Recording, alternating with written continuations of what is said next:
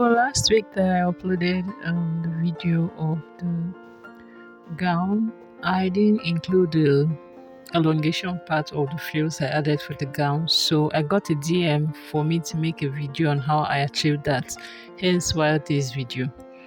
So this is the upper part of the skirt, this is the front part, which is a single piece, and then now I'm going to be adding the back part, which are two pieces.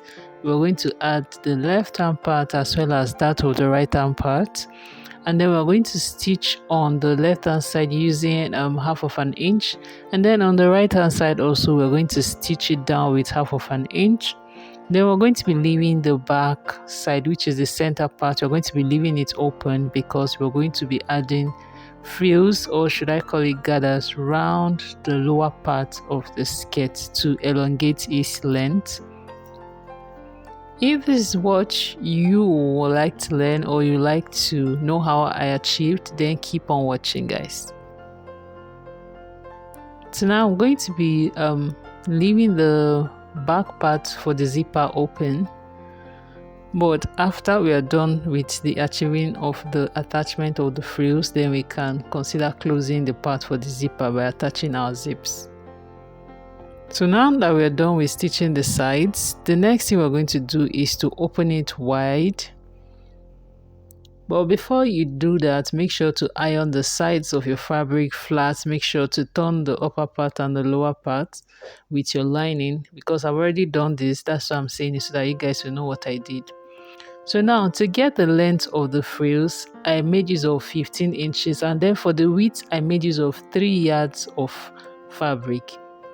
The length is 15 and the width is 3 yards. So I folded the lower part as well as the upper part with 1 inch. Then I ran a straight stitch from one edge down to the end of the other edge without back stitching.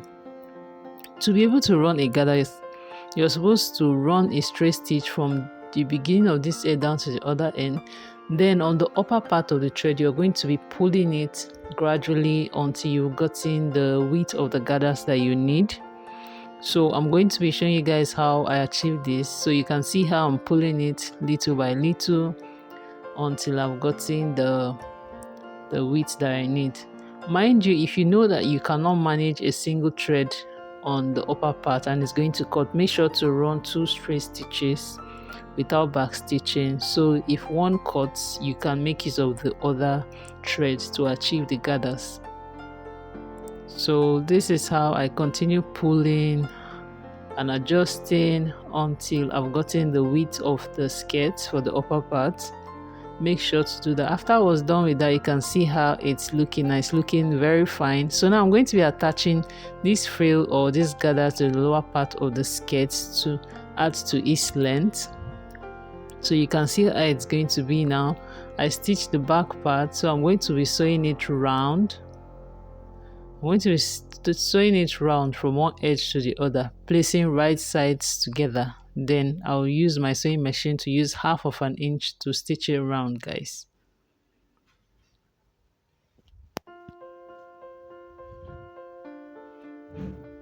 If you want to make use of different colors, this is the point where you're supposed to make use of another fabric, but since mine is actually the same color, I'm just going to pin them down right side facing each other, attaching the ruffles together with the upper part of the skirt, just as you can see, matching the sides to the sides, adjusting the gathers to fit the length of the upper part, so you see how it's looking.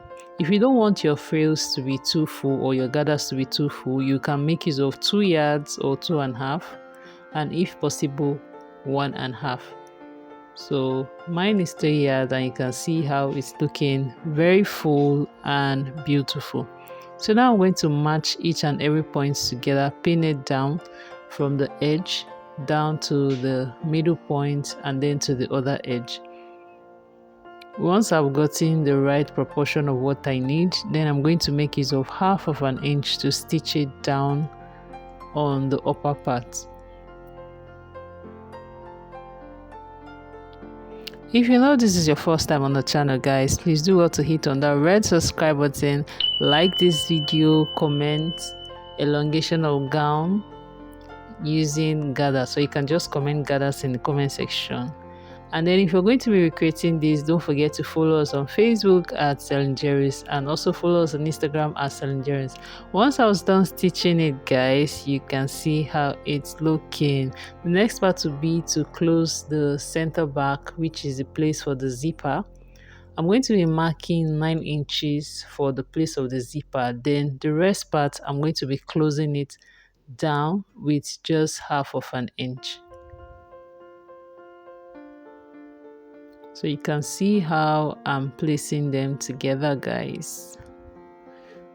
Make sure to do the sides. You can see the way I'm doing it. Then for the mid back, I'm going to attach my zipper, which is 1.5 inch on the back part. And then for the lower part, I'm going to use just half of an inch to stitch the edge down to the lower part. And I've come to the end of this video, guys. If you know you enjoyed this video, don't forget to give it a thumbs up. Don't forget to like, subscribe, comment, and keep in touch, guys. I did the fixing of the zip off camera, and I'll show you guys the final result.